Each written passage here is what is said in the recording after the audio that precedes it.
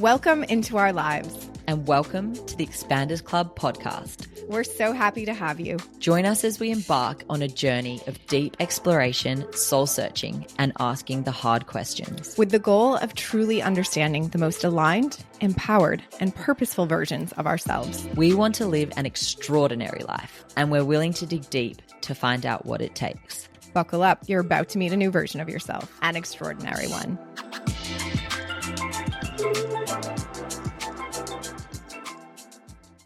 Hello, you beautiful people. Welcome to the Expanders Club podcast, and welcome to Scorpio season.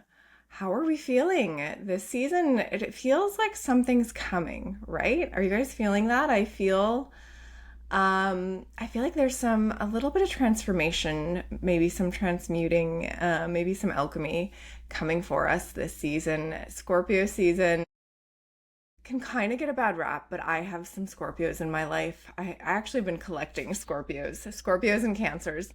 I've been collecting this year, and I have some Scorpios near and dear to me, the most important being my husband.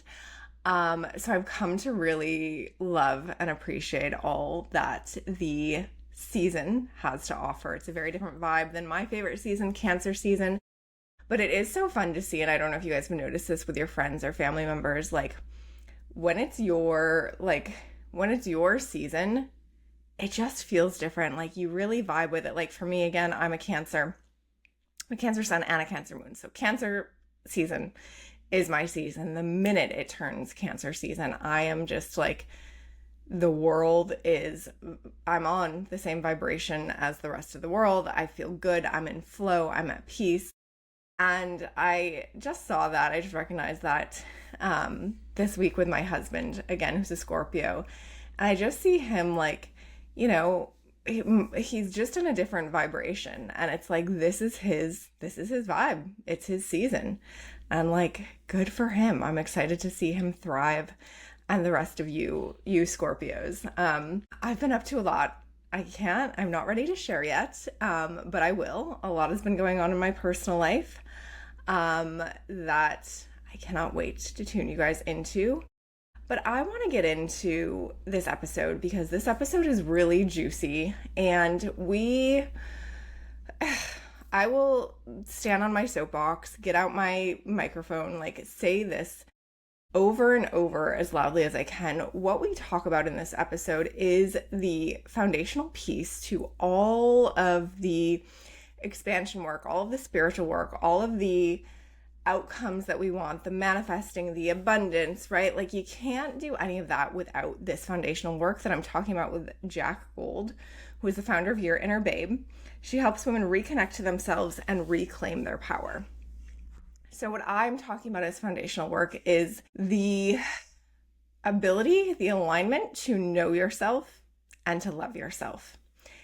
And that's where I start with all of my clients. Like you can't, like I said, you can't skip ahead to any of the big fun stuff, the quantum leaps, the manifesting, all of that, unless you truly know yourself. And what I have found is to know yourself is to love yourself. And that unconditional self-love is what leads to wholeness. What leads to us feeling safe and secure and allowing us to, settle into our bodies, calm our nervous systems, really all the things that we're looking for to be able to operate from this, from this more holistic, expanded point of view, perspective, place, is this foundation. We need this foundation to know ourselves and to love ourselves. And so Jacq is an incredible teacher, bringing that process, bringing that information, guiding women through that process. And like, damn, if only it was that easy, right? Where you could hear me say like, hey, all you have to do is know yourself and love yourself. Like, it's a journey. It's a journey to do both those things. One, to know ourselves, to know our true selves. And then I think especially as women, we are not necessarily conditioned to love ourselves, to have unconditional love for ourselves. We are conditioned or used to having love for others, being caretakers, putting others first. But that's what leads us all to this place where we're like, what are we doing? Why am I burnt out? Why am I exhausted? Why does my nervous system feel broken? Why do I not feel like myself? It's because we need to go back to the root and the foundation.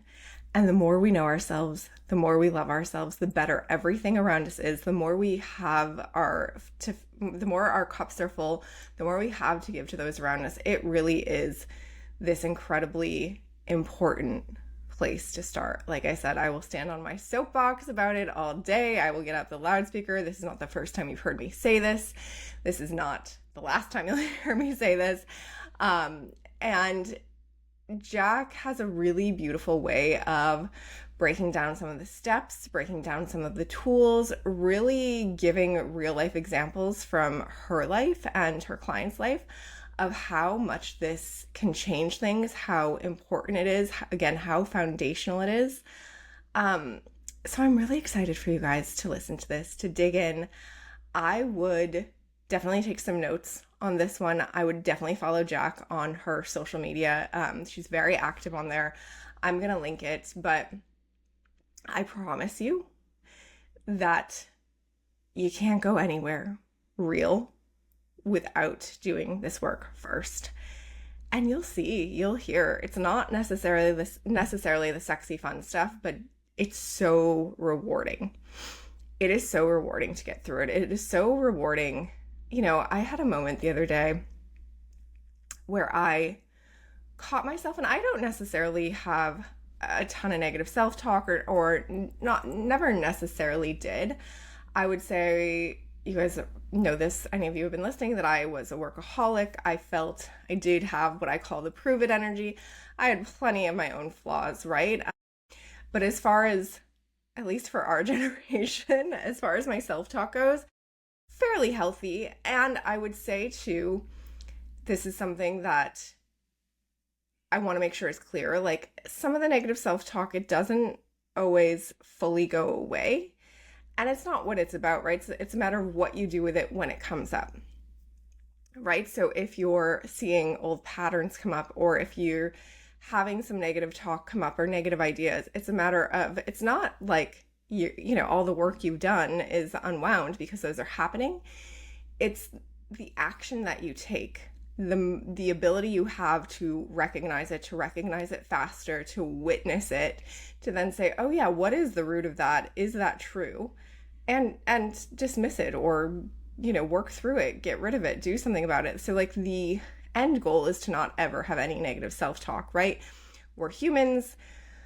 We've had conditioning layered and layered upon us. We continue to have outside things trying to condition us. It's a matter of how quickly you can recognize, witness it, and work through it. But I had this moment the other day where I caught myself, and I you know, this has probably happened many times, and I just for some reason had the consciousness around it this time, where I heard myself I looked in the mirror like I was getting ready for the day, or I was like getting ready to get in the shower. And so, not my best look at all, right? Like, out of bed, messy hair. I don't know what happens when I sleep, but I would wake up looking like a crazy person. And I looked in the mirror, and the first thing that came to my head was, hello, beautiful. Like, that was the voice in my head. That's what the voice inside my head said. And I started to go about my day as if that was totally normal. And maybe it is, and I just don't always have the awareness. I don't often pick myself apart, my physical attributes. I mean, I'm 40. What am I going to do about it now, right? I try my best. This is how I look. But I caught myself. My consciousness had a moment of like, your inner self-talk just looked in the mirror at your completely, like, whatever is going on, your tired, your messy haired face, and said, hello, beautiful. Like, how it just felt like this really sweet moment with myself, I guess. But that's been one of the biggest tools through my journey, certainly, again, this foundational work, but that I keep coming back to, and that impacts me. And everything I do every single day is my relationship to myself, my ability to love myself unconditionally, my ability to trust myself, my ability to feel safe within myself, my ability to enjoy just being with myself and only me. Like to only, at the end of the day, like to only need me and have me and myself be enough, and like everything else in my life is a bonus, right? Like that's it's a pretty empowering place to be, and I certainly wish that for everyone. And this is where you start.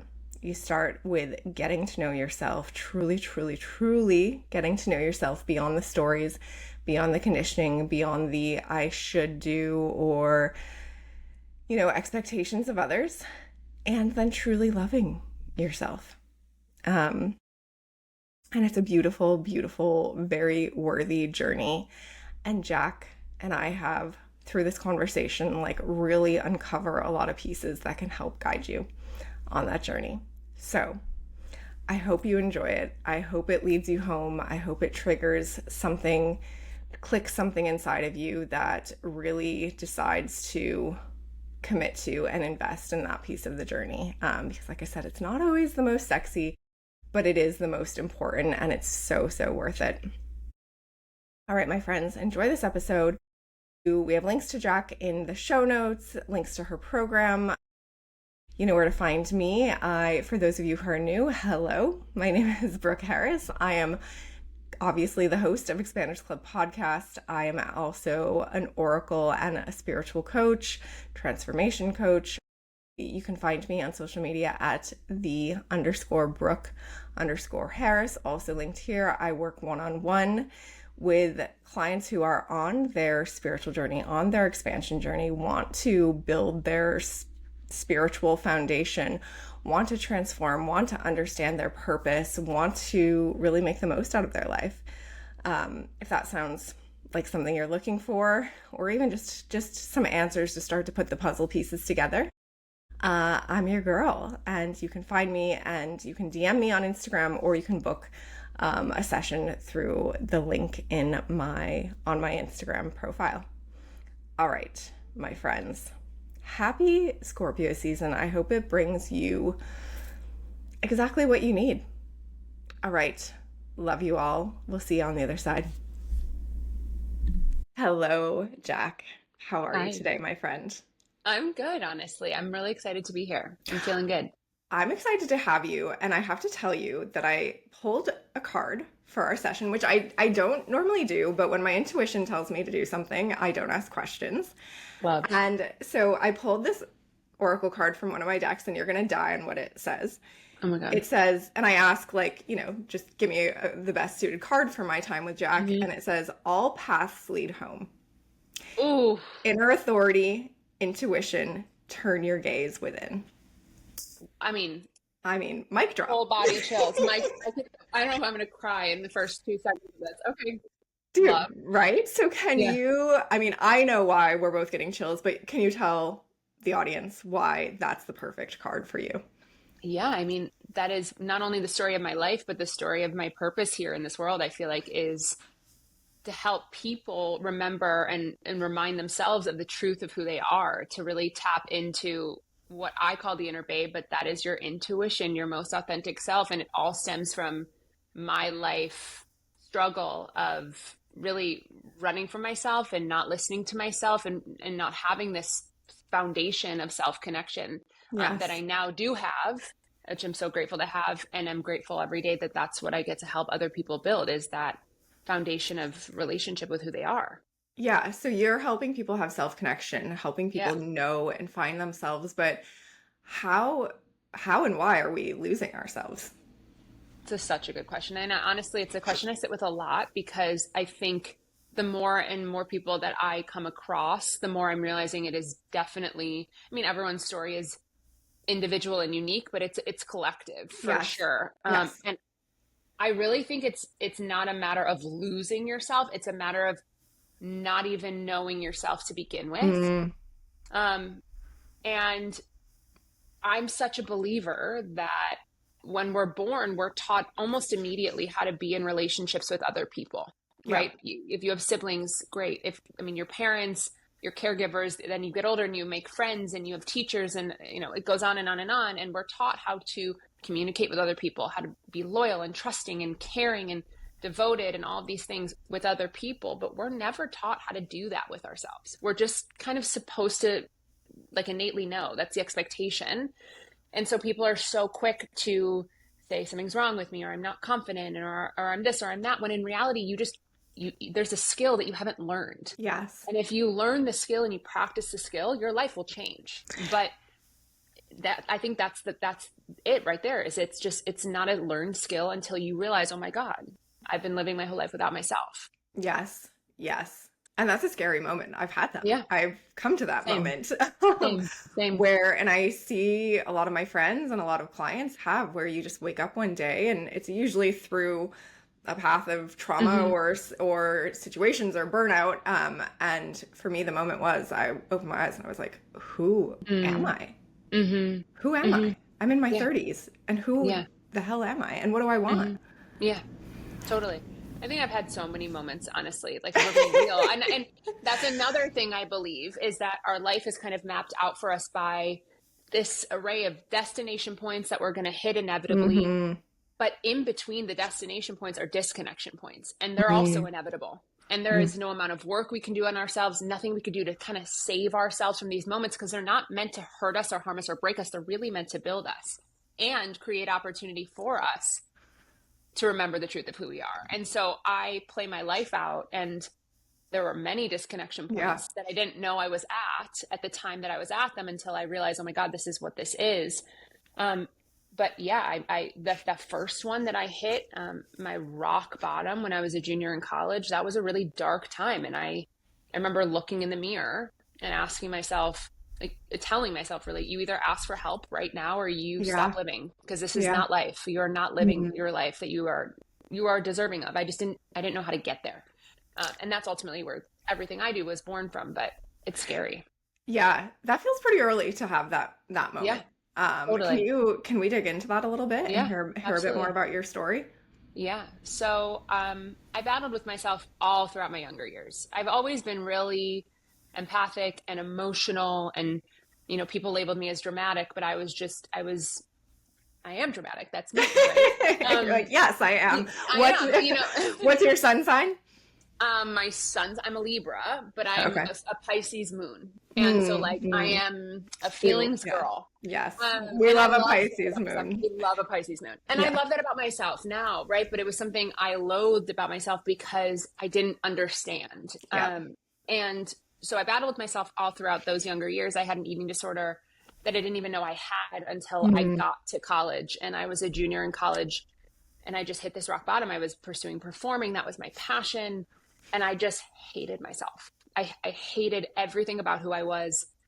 And I was failing out of school. I was just like not functioning in my life. And, I look back on that now and I'm like, that was the start. That was the jump board for everything that I moved through after the fact. But it was also not a mistake. All that darkness, not a mistake. Right. And now my purpose has been born from that struggle. But it was my pinpoint where I asked for help, and I got amazing clinical help. I ended up going to an outpatient program, really great therapist. I'm a huge therapy advocate, but I would just leave the clinical setting and I still felt really alone.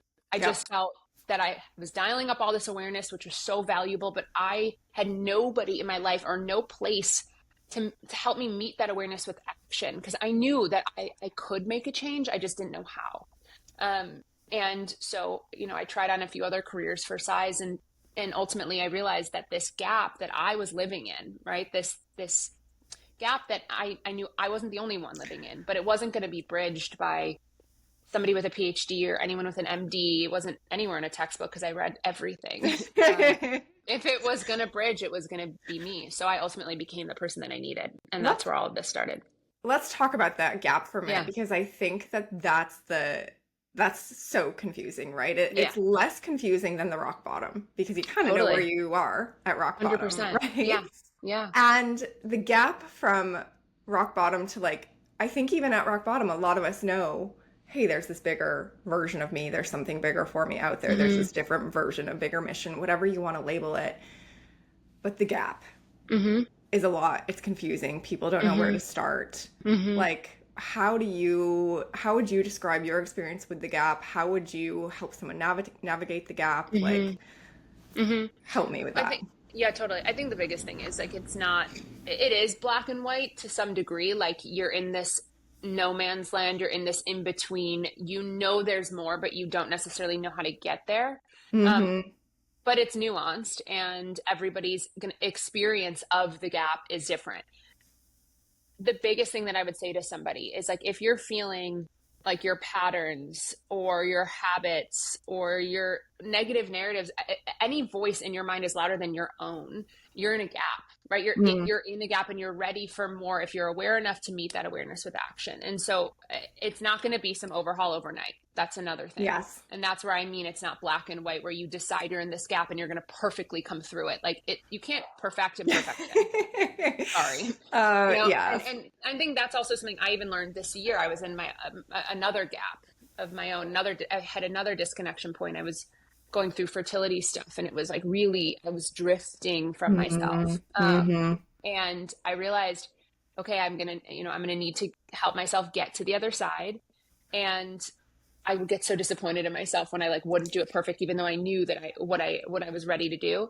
You can't perfect imperfect. We're human. So how I help people navigate that is really, it's like baby steps. It starts with Mm-hmm. awareness. It starts with dialing up the awareness. It starts with ownership, being able to own the part that you're playing in it. Cause it's really hard to look at yourself.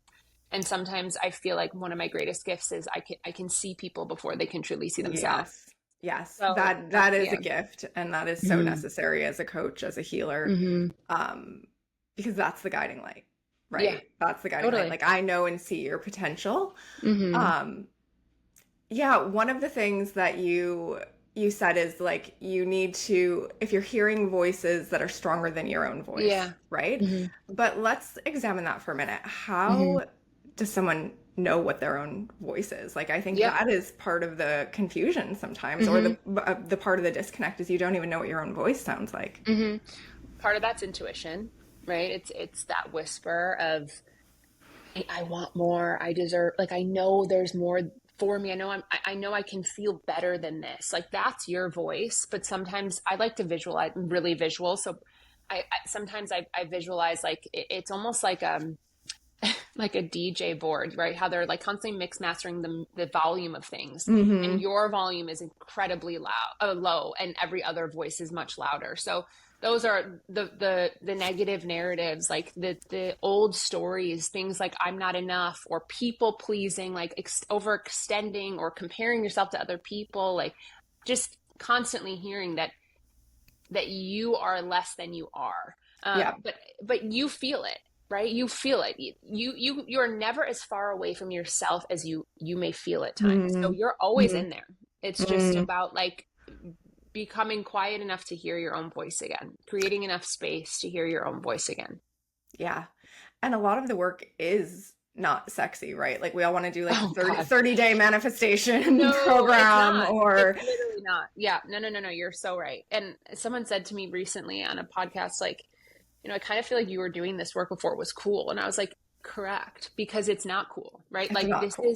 this is real. Being human is real. Connection and relationship is real. So let's let it be real. Like it's not going to be perfect. It's not going to look beautiful. It's going to be messy and it's going to be imperfect and it's going to be hard. But it's nothing you can't handle. Right. And you have to do that what Mm-hmm. feels like the boring foundational work, right? Before you can get Totally. on to the fun and exciting things. It's like building a house. Like you have to put, I mean, the Absolutely. foundation in before you can pick the paint colors and have fun with that. Like Totally. manifesting is the paint colors, right? Like, Bonus. but yeah. Mm-hmm. Mm-hmm. Yeah. And it all comes like we think there's also what I found is we think there's all these steps and all these little things we have to figure out. It's like, no, if you have the foundation handled, like all that kind of just flows and makes a Yeah. lot more sense. And so Yeah. let's just like, I know you've said it a few times, but let's Mm-hmm. just clarify for people, what is that foundational work to Totally. start to reconnect? Yeah. Um, so again, it's that unsexy, like, let me get to know myself, right? I think the first step of any foundation building with yourself is awareness. It's becoming ultra aware of who you are and why you Mm-hmm. are the way that you are and Mm-hmm. why you do the things that you do. And then it's meeting that awareness with action. I'm a big believer that self-awareness is just part of it. right? Like Mm-hmm. we glorify, like, I'm super aware, but if you don't meet that awareness with any action, like you're Right. settling. You're Right. literally saying like, I make these choices or I do these things, but like crickets, right? Right. The only way things are going to change or shift, or you're going to feel any sort of movement, is if you take action against that awareness. So that's like the foundation. But when I say what is the foundation, it's self connection. Like it's a Mm-hmm. relationship with yourself. When you think about your relationships with other people, it's literally doing all of the same things just with yourself, Yeah. Give us some which is examples. uncomfy. Speaking to yourself with kindness, right? The Mm-hmm. first thing that I do with people is have them audit the way that they're speaking to themselves about themselves. The way you speak to yourself about Yes. yourself Yes. creates your entire reality. Yep. So that is the very first thing that I do with people is, what is the language that you're using? Because I'm pretty sure when you start to dial up that awareness and become conscious of the choices of words that you're using, you would never speak to somebody that you Mm-hmm. cared about that way. You just wouldn't. It's super unconscious. How Mm-hmm. often you're telling yourself you have to do something, you need to do something, you're this, you're that, as opposed to like, and again, it's not sexy. So it's not like you have to do some like perfect positivity. It's not that. It's that we feel like we're stuck, but we're not stuck. Yep. We're just constantly choosing to believe the thoughts that we're having about ourselves. Mm-hmm. So starting there, like how are you talking to yourself about yourself, and how is that reflecting in your entire life? And even just that awareness then allows you to examine. Like you said, Mm-hmm. we're constantly believing the thoughts we have about ourselves. Well, what if Yeah. we decide? What if we start to question those and be like, oh, wait, why am I saying this why am I speaking this way to myself? Why am I saying that? What's the root of that? Where does that even Yeah. come from? Mm-hmm. And then, you're starting to unravel and grow and all the things. Totally. Tracing the inception point too, like you just said, like where does that even come from? That the more awareness we have, the more we get to take ownership over it in the present moment. So yes, it all started from somewhere at some point, right? You grew up in a family system and no one's to blame, but there were dynamics that you lived in that you became accustomed to that kind of became your identity, right? And until you decide, wait, is that even how I want to live my life? Is this even how I want to feel about myself? Like, Yes. is this even the language that's authentic for me to use? It's going to be that unconscious choice. You're just going to, and people say all the time, like, it's really, when does it shift? Like how will I know I've shifted? I'm like, our brains are not wired to choose anything that's uncomfortable. We will always choose the comfortable choice. And the comfortable choice, unfortunately, at times is the stuff that hurts. It's the And familiar. it's the familiar. We have this loyalty to like, I'm not enough, or I'm Mm-hmm. broken, or I'm depressed, or I'm um, unlovable. Like you have a loyalty to these stories and this language. So you're going to have to work much harder to choose a different Different. narrative, but Yeah. you can. And I think that's like my mission is it's not going to be perfect. It doesn't have to be. That's not the point. It's just you have a choice in every moment to choose yourself, and you can make that choice again and again and again.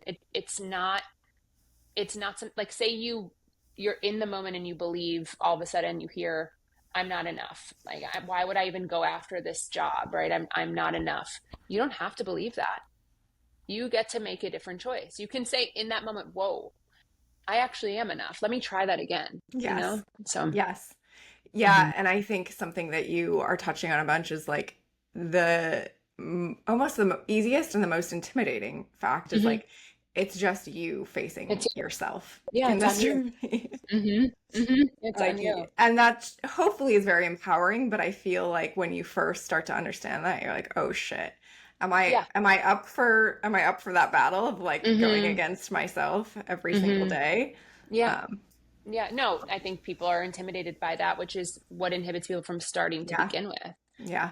But I think once you start, you realize, kind of going back to it, like it doesn't have to be so extreme. It isn't about the 30 minutes a day that you meditate and you write, and like yeah, that's amazing. That's bonus. If you can do that, like amazing. But sometimes it really can just start in things that you already do. It's like shifting intention behind choices that you already make Mm-hmm. every day, Mm-hmm. and it's being conscious of the words that you use. Like those things don't take time, but they take effort. It does take effort, and it does take consistency, and it does take commitment. So I understand. I mean, I was intimidated too. That's why I got to the first rock bottom I got to in the first place. I didn't want to face myself. Yeah. One thing that you mentioned a few minutes ago is blame. How does blame impact our ability to connect or disconnect to ourselves? I mean, it's one of the biggest things that gets in the way because it's easier. Mm-hmm. And I'm, maybe that's a hot take, but it's the easier choice to blame somebody else for something that you feel or where you are in your life. That is the easier choice. Mm-hmm. Again, that is the comfortable choice. That is the impulse choice. There's no shame in blaming, but it's not going to get you anywhere. Yeah. It's not going to move the needle. There's a difference between acceptance, recognizing the part that somebody has played in the story or a situation has played in the story, but you don't have to be a product of circumstance. You get to decide. Like, you own your life. You create it. So it's that, I mean, that's where it comes down to, is how much ownership do you want to take over your life? Yeah. How good do you want to let it get? Yes. I love that. And how do you get to people? Because you and I are saying it like, yes, we're living it. We've seen it. We've played it out, right? We've done this journey, and we know that that's just absolutely true. But how do you get people to believe that? Like, hey, you are the creator. You get to decide. This is all up to you. You get to decide how good it gets. Yeah, How do you get them there? Well, actually, they're getting themselves there. But I do think that once you at least commit and you take that first step to, I'm gonna start making different choices. I'm gonna start to build this foundation. You see very quickly that the more active role you play in your life, the faster. I mean, like, the overhaul doesn't happen overnight. If anything, I don't even know if it happens at all, right? Because like, these stories live with us permanently, and they're going to show up and manifest in different ways to challenge us to get to know ourselves better and connect deeper. But this shift can be almost immediate if you let it. It really can. I have people who, after one session of a group program, will be like, oh my God, like this, I already feel like so much more motivated to continue to connect to myself, or I actually do believe that I have power in this. Like, but it does take that first step, and nothing I do or say is going to make somebody take that first step. It's trust. Yeah. Trust me. Sure. Of course. Trust me, but trust yourself. Trust that you're ready for it. If you're feeling pulled to dig deeper or, get more because you deserve more, trust that you can. And when you believe you can, you will. Yes. But isn't it so interesting that we want to trust, or we're able to trust someone else first? Yeah. Right? They're able to trust you as a coach, as a guide first. And it is that we do kind of need that reinforcement of someone being like, no, you can, someone we trust saying like, no, you can trust yourself. Totally. In order to trust yourselves. Yes. I say to people too, I'll hold the trust and the confidence in you until you feel it too, because that's how sure I am that you will. Yeah. But I think that's part of that gap that I was experiencing and talking about earlier, is like, I didn't have the accountability. I didn't have the person who could look me in the eye and be like, I promise you, you're in there. I promise you, there's more for you, right? I promise you can do this. There's a level of accountability that definitely plays into this, which is why I'm so grateful to do what I do. And I also feel like there's accountability in seeing yourself through the lens of somebody else's experience, which is why I do everything I do in group. I do nothing. I mean, I do work one-on-one with people once they've moved through group, but to build this foundation that we're talking about and keep referencing, like, I will stand on this hill forever, but I think being seen as medicine, and it's sometimes medicine we don't even know that we need until we're experiencing it firsthand. Yes. Yeah. And we're like, oh my God, I'm not alone. Oh my God, this person had this thought. I literally just said that to myself this morning. Like, suddenly this bubble pops and you're like, wait, if they can do it, I can do it. And if they're going to do it, I'm going to do it too. And if they need help, I'll help them. Like, it's like this camaraderie that you see, that when you start to speak this language with yourself, you're like, oh, I actually am not alone. I never have to do this alone. This isn't just about me on my own island. I Mm. love that. I love the group setting. I truly believe in group settings too. They allow Yeah. for so many moments of expansion, Mm-hmm. like to see and witness and share in that way. Mm-hmm. I'm guessing most people don't come to you and say, "Hey, I'm disconnected from myself. Can you help me?" Like, what do they think they're coming to you for? Mm-hmm. What's the problem? Mm-hmm. It's funny. I think people don't have the language to say like, "Oh, I'm disconnected," but they Hmm. will come and they'll say, my life is just like not what I want it to be, or I'm feeling like I'm so behind in life. I haven't achieved what I want to achieve. I don't feel the way I want to feel. Nothing is reflected in the way that I want it to be, or they'll say I'm super anxious and I can't stop overthinking, or I'm like constantly caught in comparison. Like what they're doing though is they're listing off all these symptoms of disconnection. Hmm. And so Yeah. those are easier to name and recognize. Yeah. And so then I'll say, totally, disconnection. Like you were Yeah. disconnected, you're in a disconnection point. And the coolest part is that there is a genius inside of you that got you here, that got you to this point to Mm-hmm. say, whoa, there's got to be more. Mm-hmm. And so that's also going back to the intuition, or going back to your voice. Like if you're feeling, and I'll repeat it again and again, if you're feeling like there is more, but you're feeling stuck in whatever you're feeling stuck in, that's you. That's you like begging to be heard. Yeah, what do you think that, and I don't know that I expect you to have an answer to this, but like what I just like love humans so much more when Mm-hmm. I see this evolution that we all make. Like it is as a collective we are feeling this like, hey, there has to be more. Like Mm-hmm. what's more? What's my purpose? Like what do you think that is in Mm-hmm. humans that we're not okay with just like zombieing through the day to day? Mm-hmm. Well, I think that's actually amazing, right? Like I think that's Mhm. great. If you're feeling this pull towards more, again, you deserve more. But I do think there is also part of that where people are searching outside of themselves to feel whole. Yeah. Yeah. And that's it right there, Mhm. is like no job, no purpose, no human, no house, no location, no nothing outside of you is going to make you feel this level of complete that you're craving. The only thing that will fulfill that enoughness and like desperately make you feel loved and heal all those old wounds is you, Yeah. you with you. Yeah. um so I think it's like twofold, right? It's like there's awareness of I want more. I don't want to sit in this like in between. And then though it's meeting that awareness with action. You have Mhm. to say, Mhm.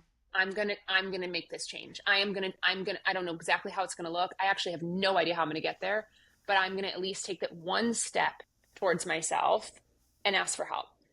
Yeah. What can you say to someone who is in that place? I think a lot of people hang out in the knowing. Mm-hmm. Like, Mm-hmm. right, the knowing like there is more for me, the knowing I want change, but they're not meeting it with the Mm-hmm. action like you're Mm-hmm. saying. Mm-hmm. What do you say to that person?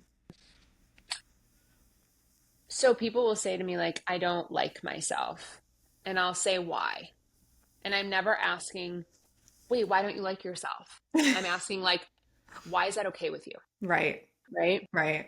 So my biggest thing is, if you know deep in your deep in your soul that there could be more, right? You could feel better. You could like yourself more. You could feel more like you're enough, more full, more whole, whatever it is. If you know, why wouldn't you let yourself Hmm.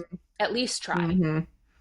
Because to me, confidence is rooted in self trust. And the only way we build trust with ourselves is to make a promise and keep that promise. Yes. So if the Love promise that. is as small as, I'm going to at least start to explore, I'm going to just like take a call, or I'm going to like open a journal, or I'm going to sit in silence for 5 minutes, right? Why not? Yeah. What is the worst that happens? Yeah. You learn a little bit more about yourself. I I know. mean, but people are afraid of that. It's You scary. It's know? that, okay. And I say that as if like I've never been afraid. I've been Right. terrified. I've been Right. terrified.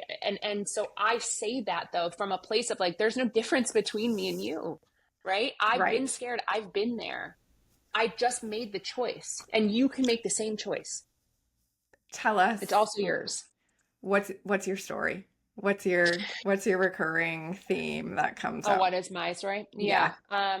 I live with this like deep rooted belief that I'm not enough. Mm, And that's hmm. where, what I realize, and know now too, is that eating disorder that I battled my whole life, like that was a symptom. It was never about the food. It was Right. never about, yes, body image is like a place where soft place for me to land at times, but it's deeply rooted in I'm not enough and trying to control that narrative within myself. And I've seen that show up in many different ways. I don't use food anymore, or not use food, or actually any of that. But again, I alluded to this last year, struggling with fertility, trying to have a second baby. And we started trying last year. And in May, I decided after another failed round of treatment, I decided like, I'm done. Yeah. Yeah. And, you know, it was like, once I said out loud, I'm done, I realized, wow, for the last basically year, I've been living in this like, I need to prove that I'm enough. I need to prove that my body can do it. I need to prove Hmm. this. I need to prove my value in something that I show or achieve. And my worth has nothing to do with what I can produce or what I don't produce, right? It's me. Yeah. And so that's my story, that I constantly and will always, no matter how much work I do on myself, choose to meet with awareness and like meet it with action, right? When I hear Right. it, that's the work, right? It's Right. going to constantly come back up again so that I can show myself and trust myself more to move through it each time Yeah. that it does. I think worth is it's a big one. It's very Mm-hmm. relatable. I have I similar, was I going to guess. say, what's yours? Yeah, I guess it would boil Mm-hmm. down to worth. It's like very much like the chip on my shoulder, like prove Uh-huh. it, you know, Oh yeah. prove Oh it. yeah. Mm-hmm. Like, Mm-hmm. yes, and I've done a lot of work on that. I've let go of it to huge degrees, but you're right. Mm-hmm. It no matter how much work you do, there's Mm-hmm. opportunity Mm-hmm. for it to come through in different ways, and it's like how you meet that moment, right? So I'm Totally. sure for you dealing with worth, it's like, okay, something that could have been a spiral of years that completely disconnected, now you can notice it much sooner. You Mm-hmm. have the tools, you have the awareness to Mm-hmm. work through it. And it's like, okay, damn, there that is again. Mm-hmm. Verse, this is now completely Totally. ruining my life. Yeah, and I think when it came up this year, I was like, no, like, no. And I resisted it for a while. I miscarried in December, and that, Mhm. again, like reflecting on it, that I'm not enough was triggered from the second we started trying. I just Mhm. didn't necessarily let myself see it, I think, until I miscarried. And then I was like, this is what this is. Like, Yeah. oof. And again, this is where like, it's not going to be perfect. It doesn't matter how far along you are in your journey. You're still going to be challenged. Life is still going to ask you to live it, but none of it is a mistake. And none of it is just, for shit, for like life to laugh at you. It's for you to show yourself that you can move through it again and again. And that disconnection point is an opportunity. And if it's inevitable too, if it's inevitable, it's not about hitting it. It's about what you Right. do when you're there. How Right. do you show up when you're Right. there? Right. And that's the foundation. Once you Yeah. have the foundation, you know how to show up. How do you show up? Yeah. Mm-hmm. Yeah. Yeah. Mm-hmm. Do you feel like, or do you see a difference between how men and women carry these stories and how connected or disconnected the different Yeah. sexes are? Totally. But I also think it's just person to person. Like my husband I'm a Pisces moon.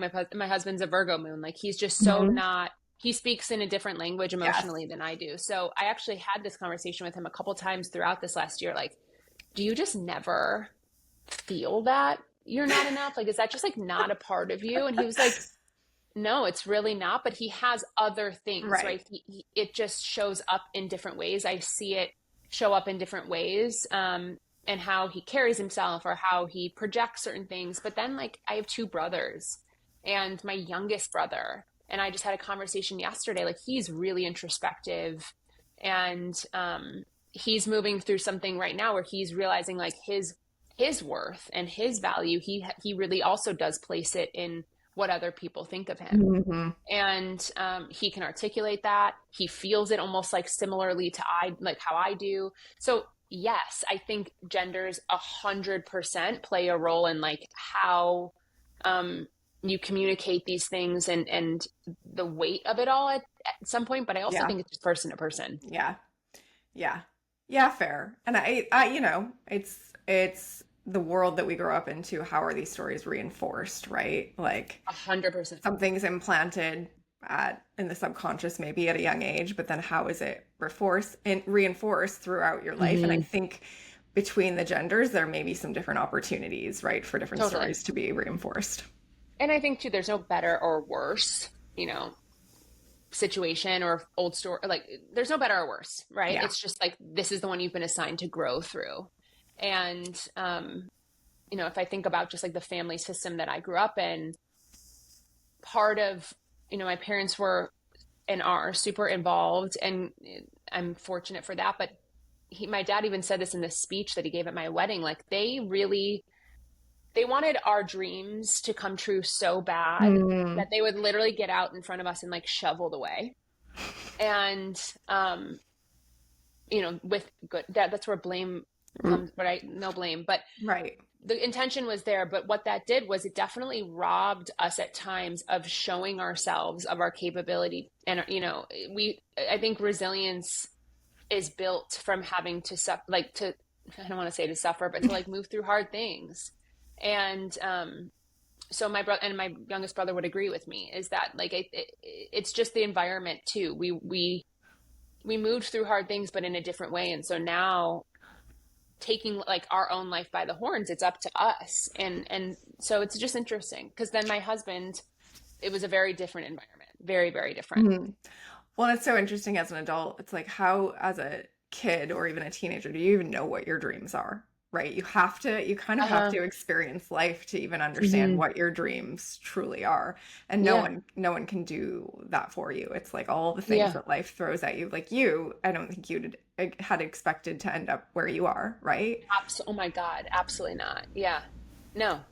If you would have told me at 18, when I was trying to be on Broadway and, you know, in an outpatient program, that I was one day going to be the person that really helped people see themselves and remembered like who they were, when I didn't even know I couldn't even Yeah. see myself in the mirror. Like, Yeah. that was the thing. When I looked in the mirror and I asked for help that day, like, I actually, to this day, I don't even know what I saw.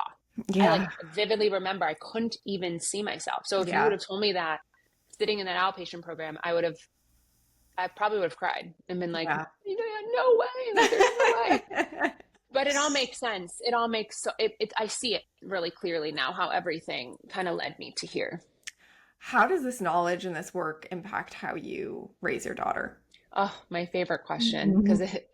I I mean, one, I learned so much about myself Mm. through her, Oh, but yes. What two, a little mirror they are, oh yeah. huh? And I even said, like, this isn't about perfection. It's about recognizing in the moment when maybe you make a choice that's not supportive, and changing in real time, like choosing something different. There have been many times where like I notice that I either say something or I react in a certain way, and I'm like, you know what, mommy, that mommy can feel what she's feeling right now because I'm feeling X, Y, or Z, but that wasn't the most supportive way to express that Hmm. feeling. So I'm going to make a different choice. Right. And like, that's such a mirror too, is like, oh, Mm. whoa, like, put this into practice right now, in like out loud for her to see. But what I have seen, which is so cool, is that for someone like me who struggled with herself and battled with herself for as long as I did, and didn't have a sense of self um, at all, honestly, until much older, like, me doing this work and living in this and practicing what I preach, like, she is almost 4, and she has a strong, I can see her strong sense of Yes. self. Like, I can see how Yes. secure she is just being herself. And Yes. yes, that's challenging for me at times, right? And like, sometimes when I get the brunt of it, I'm like, oh, okay, like, Mhm. you have a fire, I don't want to put it out because you're going to need it, but let's not do it on mommy. But Right. but it's really cool. It's really, really cool to witness, because she is, in ways that I was so insecure, she is so secure. Yes. Yes. And I feel like witnessing with my daughter, 'cause for the audience, we have daughters who are about the same age. Mm-hmm. Like she showed up that way. Like she Oh yeah. showed up that way, and it feels like it's my job to just like not Hmm. shift that, not to add Yeah. anything. And of course I can only, keep her in our little bubble Hmm. for so long, but it's like, and I felt that way a lot through my adult life. Like, oh, there was a time where I knew who I was. I had a Yeah. very traumatic experience happen when I was 3, and that kind Mm. of started the, the layering and the stories and Hmm. the all the things that shifted me away from who I was. But like I Hmm. had this little bit of remembering in my side of like there was a time where I really knew who I was, and Hmm. I feel that we come to the planet like fully Hmm. whole, right? Fully Hmm. whole, fully Totally. connected. We're being forced to learn the human things like speaking and Hmm. chewing our food and all of those things, but like we've got the soul connection down. Hmm. Hmm. And Totally. it's like how do we preserve that in our kids and allow them Hmm. to fully be and stay connected? I think, my mom will always say too that like I came out of the womb confident. Uh, And so somewhere along the way I lost that, yeah. right? And I think we talk about environment. So it's obviously environment, and again, no one's to blame, but the more awareness you have over who you are when you're creating an environment for your family, you're not going to repeat these patterns that are unconscious that like maybe Hmm. we grew up in, right? Where Hmm. we can't avoid prevent the inevitable. And like, I struggled for like 3 months postpartum. I didn't want to show Monroe, my daughter, any sort of I had this fear that if I showed her any feeling that I had other than like pure joy, that she would sort of take it on. Aw. And so I would shield myself from her. And then I realized that was doing her such a disservice Mm. because perfect doesn't exist. Actually, what she needed to see is me have a human experience, own it, Yeah. and then do something about it, and work through it. And so I think creating this environment where you can show your resilience really, really helps like solidify their innate connection. But that's what I mean though, is from the second we're born, like we're not really taught how to have that relationship. And so if we can learn ourselves, then Yeah. we get to pass it on Yeah. from a young age. And then it's like, I think it will, I really, really believe it will sustain Yeah. the I really do. I mean, they're going to have their own stuff. They're going to move through their own I hardship, know. but I don't want I that to happen I know, though. trust me, neither do I.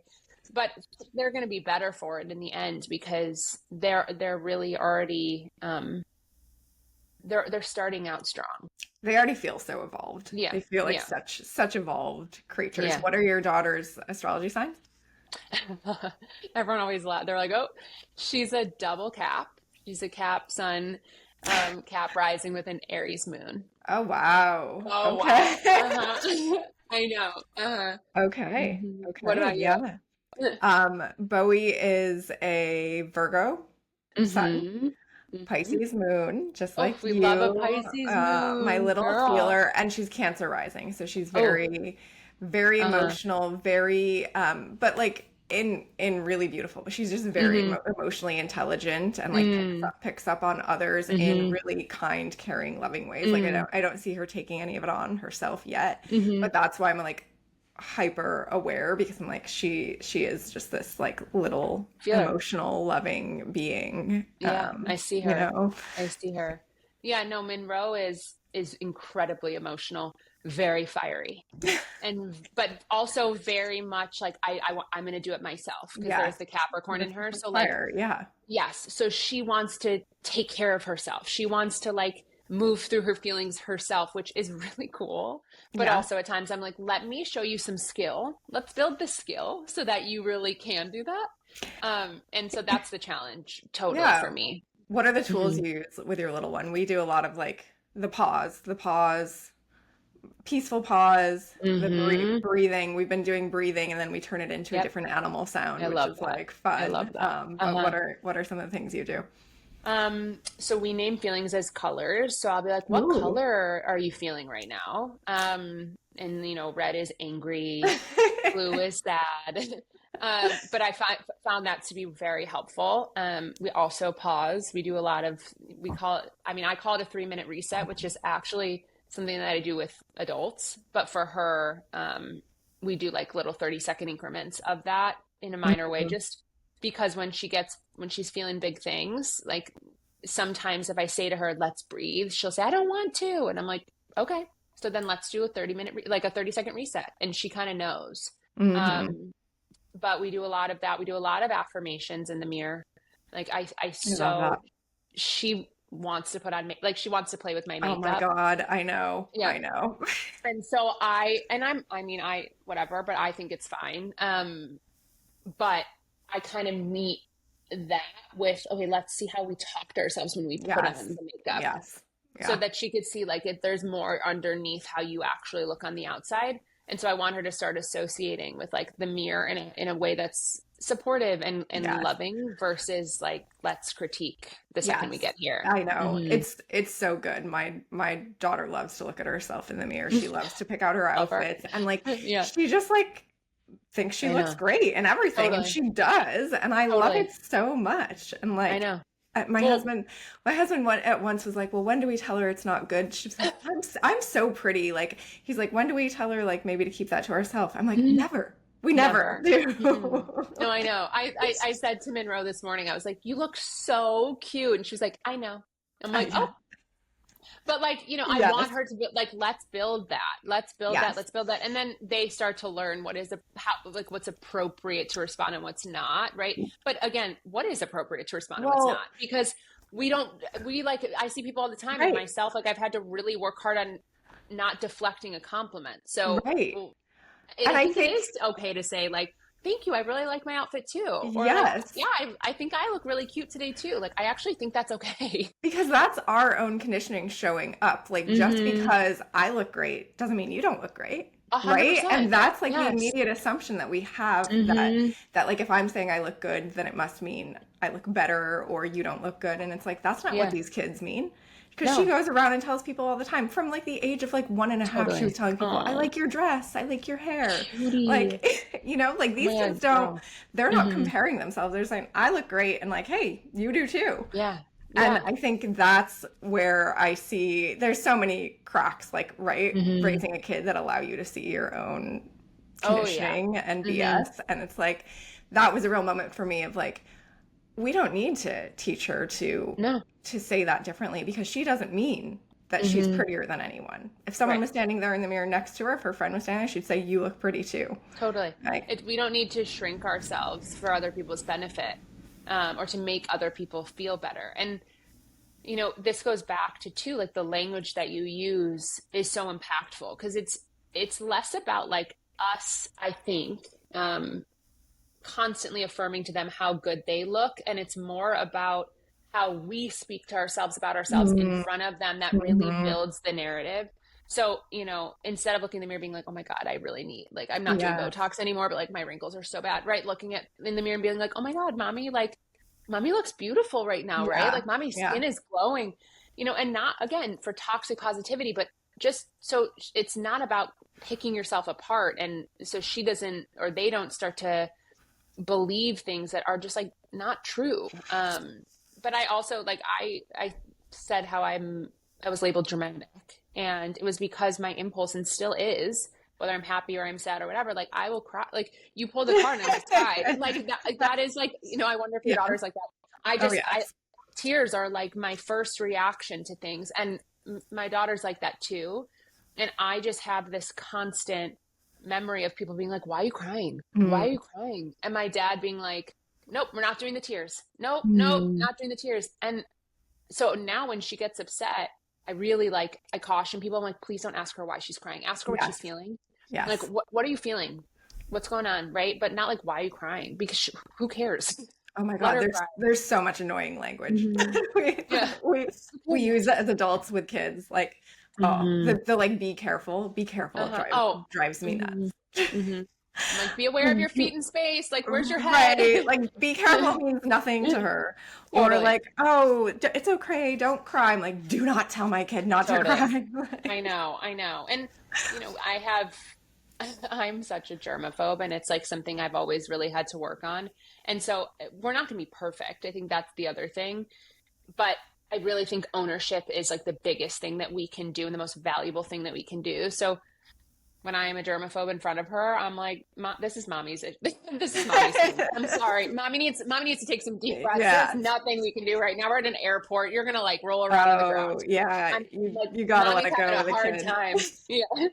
Like, but instead of being like, oh, like, and I'll say, oh, mama, like, please don't put your hands in your mouth. I was like, but it's because mommy's Yeah. having a hard time. But It is what it is. We're yeah, humans we're also. doing our best. That's for Doing sure. our best. You know, Yeah. how someone is feeling disconnected. They're Mm-hmm. feeling like there's more. They're feeling like they're in a dark hole. How do they work with you to get themselves out? Well, first off, I think the best place to find me is Instagram. You can DM me. I will always respond. I like to do like initial free sessions with people to kind of get to know them and understand like where they are on that disconnection scale. And Mm-hmm. then from there, I run a group called Recharge. It's a really special group that meets weekly for 12 weeks, and it's seasonal, right? So there, right now I'm in summer Recharge. I'll have fall in October, and it really just meets you in the moment because seasons change and so do you. So Yes. how do we bridge that seasonal growth? And so that's one way to work with me. I run retreats, but like I tell people to start in DM because I will always respond. Yeah. Mhm. Yeah. And how do you know if someone's ready to show up and do the work? I think it's an energy for sure because they know they're ready, Right. right? And I Right. can feel that energy. I would never be like, you're not ready, right? But I can tell on a call right away if somebody trusts themselves enough to try, Mm-hmm. even if Mm-hmm. the trust and that flame is like super low lit. I can feel it, and it's because they feel it. So it's all Yeah. just a reflection of Yeah. them. Yeah. Mhm. You have 10 seconds, 20 seconds. I'll give you 20 seconds. Oof. You have 20 seconds with someone, your only Hmm. interaction with them. You see them Hmm. immediately. You know Hmm. that they need something from you. They need some Hmm. advice. What do you say to them? That's a great question. In 20 seconds, I'm so long-winded. I would probably say, I just want you to know that I see you. And um, when you feel ready to choose yourself and even Mm, learn what that means, I'm here. mm, Because I think there's two ways to spread light. You can be your own flame that is illuminating and obviously lit, or you could be the mirror that reflects that light. yes. Yeah. And I think it's important to be the mirror at some time, so at certain points, so people can kind of catch a glimpse of their own. Um, I mean, honestly, catch a glimpse of themselves, and then Yeah. you're like, "Ooh, okay, maybe I can try." Yeah. Yeah. I love that. And that is the gift. That's the gift you're Hmm. giving to people. Hmm. Like Hmm. to catch that glimpse enough to do something about it and then Yeah. fully lean in. Hmm. So I hope people walk away from this realizing like it's actually super simple, Yeah, right? it is. Hmm. It's Right. not rocket science. No. And like, yes, I 100% like am like have accountability, have a guide, be in a group, like have a team for this. And like I have a team for life, right? Like Hmm. no matter how evolved, how much work I've done, I'll still always have a coach. I'll always Hmm. have Uh-huh. have teachers and mentors that I go to because sometimes we just can't see our own stuff. But it is as simple as like making the choice that you're willing to show up for yourself Making the and then choice to choose yourself. Hmm. figuring out each day how are you going to do that. Hmm. Absolutely. And you're not meant to do it alone. I think that's huge that you said that, but Yes. that's the truth. We're not meant to do it alone. You actually can't. You Yeah. can't.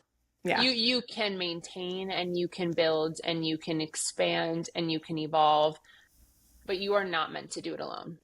Yeah. And And you you don't can't have do it to. with Chat GPT either. No, I mean, I love chat for certain things, like, recipes. Honestly, chat is killer with a recipe, but no, I really think that you deserve to see yourself through the lens of yourself. Mm-hmm. And sometimes that starts with seeing yourself through the lens of somebody else Yeah. and somebody else's experience. Yeah. Mm-hmm. I love that. That's a beautiful way to summarize things for, especially for this podcast. You're talking about Mm-hmm. expanders. You Mm-hmm. have been such an expander in this past 55 minutes. And I know people are going to get so much out of this, and just even bringing the awareness that like, hey, this is where you start and this is the foundational work. Like, I know that's going to be a game changer for a lot of people. Yeah. It's a skill, just like any other skill. You can learn and you can practice and strengthen. There's a huge butterfly out my window right now, which we're going to take as a sign. I love that. It's for sure a sign. Massive butterfly. That's so beautiful. But if you're listening, let that be your sign that you are ready to try and you're ready to see how good you can let it get. Yeah. How can people find you? How can they work with you? DM me. Start there. DM me at Jacq Gould on Instagram. I am here. I am always here. I can't wait to talk to you. Great. We'll put all that in the show notes. Jacq, this has been incredible. Such wisdom and such great advice. Like I said, I know this is going to be game changing for our listeners. Thank you for having me. It was so great to be here. Yes. All right. Thank you, everyone. Be sure to follow Jacq on Instagram. And I think we have some additional information that we're going to put in the show notes, right? A little discount code. But this woman knows what she's doing. She knows what she's talking about. This work is so important and cannot be skipped. So if you're going to invest in yourself at all, this is the perfect place to start. I'm going to cry. We're going to cry. All right. All right. Goodbye, everyone. We'll see you soon. Bye.